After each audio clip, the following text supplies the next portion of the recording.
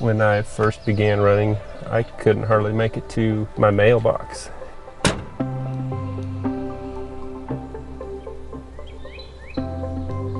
I've done 3 marathons and 3 ultramarathons in the last year. I just enjoy being able to take on longer distances and increasing my endurance. There's a lot of things that go through your head when you're taking on those long distances. Of course, you're going to hear yourself breathing.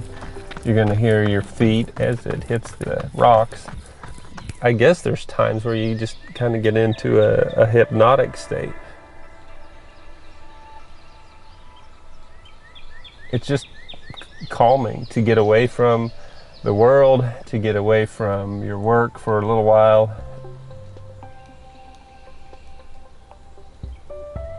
And when you get your heart rate going high enough that you're worried more about your breathing than what happened at work that day, it just kind of sets the reset button on your psychology. You don't go to bed worrying about what happened at work that day. You go to bed, you're actually tired. When you get close to the end of your 30s, there's this impending sense of mortality. I just needed to be more fit.